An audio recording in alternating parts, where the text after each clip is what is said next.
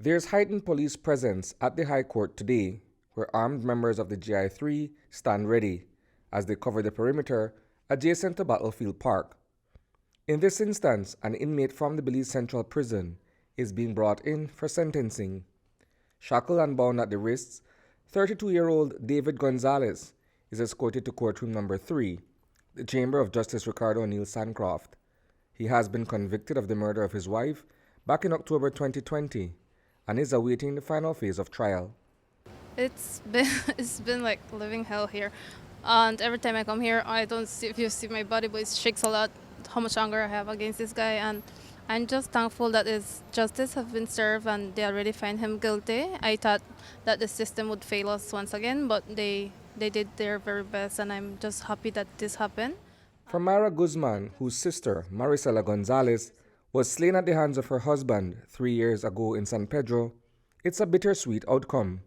Despite the fact that his sentencing has been adjourned to Thursday and she may not be able to attend the session, Myra takes comfort in knowing that her sister's killer will be put away for a very long time. I'm just curious about how much years he will get, but I do hope that it's enough to see his baby grow up far away from him.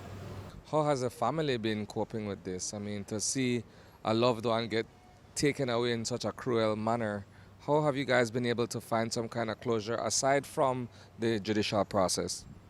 Well, we haven't been so great since then. Well, my parents are the ones feeling it the most because, like, they kind of distance themselves. My dad been drinking after what happened. He didn't used to drink.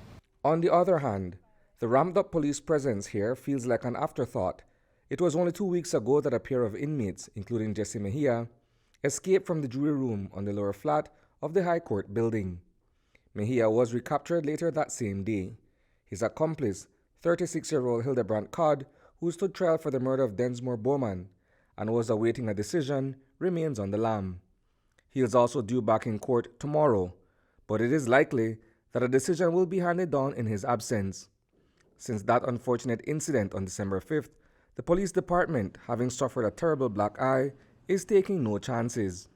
Every effort is being made to ensure that Gonzalez cannot take flight. Nonetheless, the toll that the entire judicial process has taken on Maricela's family is quite heavy.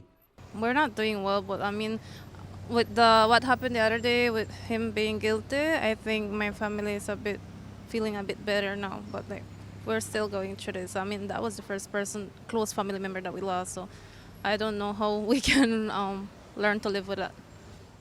And you've been here at virtually every session. Yeah, of course.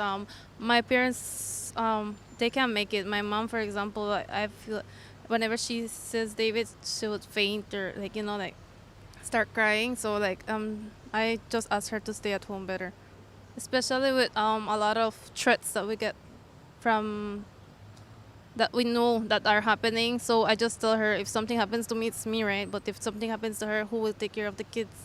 So it's just better for her to stay at home.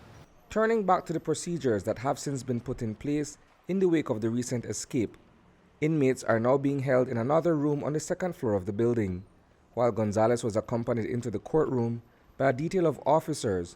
Once inside, he was unchained before taking his stand. The officers never left his side. Reporting for News 5, I am Isani Cayetano.